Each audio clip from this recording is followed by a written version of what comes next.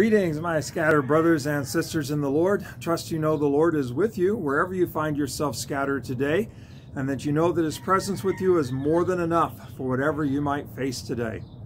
Well, it's been a little while since I have been able to do a word for the scattered. Been pretty busy with District Board of Ministry interviews, and happy to report, excited to report that Pastor D met with the board, and the board unanimously recommends Pastor D to be ordained on June 5th. So just celebrating that with Pastor D and God's hand at work. Well, we continue on in 1 Peter chapter 2 and been kind of still chewing on this, picking it up at verse 13. Submit yourselves for the Lord's sake to every human authority, whether to the emperor as a supreme authority or to governors who are sent by him to punish those who do wrong and to commend those who do right. For it is God's will that by doing good you should silence the ignorant talk of the foolish. Live as free people. Do not use your freedom as a cover-up for evil. Live as God's slaves. Show proper respect to everyone. Love your fellow believers. Fear God and honor the emperor. I know we talked about this a little bit the other day, but it's kind of hard to move on. And I think there's a couple of things that just keep jumping out in my mind. First of all, no matter who you are in terms of being an American, you breathe the air of protest. And it's just in the air that we all breathe. And so it doesn't matter whether you're conservative, progressive, liberal, whether you're Republican, Democrat, Independent, wherever you're at on the scale of things, that the air that we breathe, it's the air of protest. And so everybody's looking to protest, whether you're protesting all of the COVID restrictions, whether you're protesting various injustices. It just seems like no matter who you are, if you're an American, the air that you breathe, the water that you drink, it's the air, the water of protest, that I have rights and we have rights, and when those rights aren't being satisfied, we protest. And so it's just so odd, so kind of counter-American, if you will, to read this about how we are to honor everyone and how we are to live in submission to the authorities that are placed over us. And we're just supposed to make sure that we keep doing good and we keep looking, okay, where's the word for protest in here? And it's not there. There is no protest word. It is simply submit yourselves for the Lord's sake to every human authority. That is so un-American. And so it's very challenging to us, no matter what our political persuasion is or where we fall on that continuum of conservative to liberal. We breathe the air of protest, and yet here is 1 Peter. Peter is writing to us, telling us to submit yourselves for the Lord's sake to every human authority. Not a word about protest.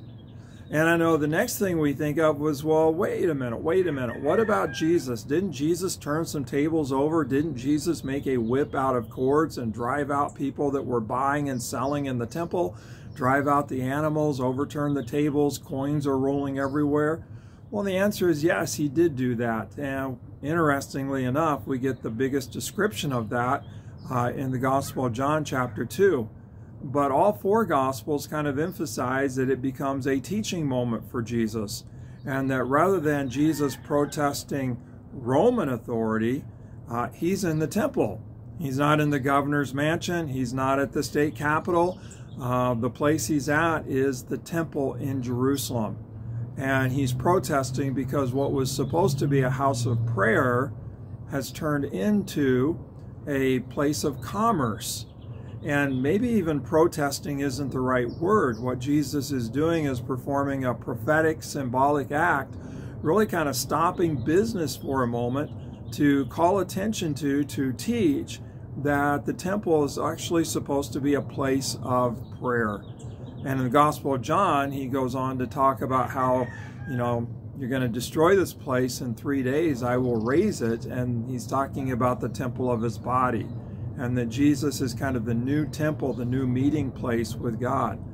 So again, I often hear this passage kind of pulled out of that temple context and turns and brought into kind of a rights protest where it's about the state, it's about the federal government, it's about, you know, the city. And rarely do I hear it used in terms of, no, it's about the place that was supposed to be a place of prayer has become a place of commerce, infected, if you will, by the cultures of the world. And so maybe this protest is really about a protest in the church instead of a protest in the state. I don't know, still working on that, still chewing on that, but I feel like it gets pulled out of context and used for our protest right rather than read in context where it's about the temple being a house of prayer. And then as we move on through, we see, you know, nowhere do the apostles in their ministries, nowhere do they protest Rome. They're going to be arrested, they're going to be in prison, but nowhere do they protest Rome. And even when Peter says that we need to obey God and not humans, he's speaking to the Sanhedrin. He's speaking to a Jewish ruling body that's trying to shut him down, quiet him. And so, I don't know. I just think we have to be careful that when we are kind of moved to protest, that we need to stop and think for a minute, is this the American spirit or is this the Holy Spirit? Am I all about my rights? That's the American spirit. Or am I all about what God would have me to do? That would be the Holy Spirit. And never do we see the church violently protesting. It's always humbly submitting to whatever the government authorities would say, so long as that did not contradict their commitment to Christ. So there will be martyrs, but not for violently protesting or violently rebelling against Rome. There'll be martyrs for confessing that Christ alone is King, that Christ alone is Lord. And so there will be honor to the authorities, there will be submission, there will be going to martyrdom without protesting, but always confessing that Jesus is Lord. So I don't know, Peter's words really challenged me. Again, as you can tell, I've taken a long time in this video and a long time in the video before, but it's just quite challenging. It's so counterculture to the air that we breathe, the water that we drink here in the United States.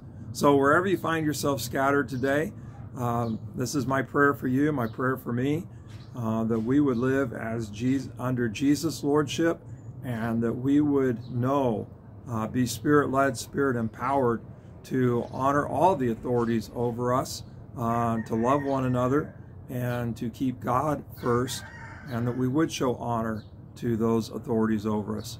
God bless, have a great day, and I promise next time we'll move on in 1 Peter.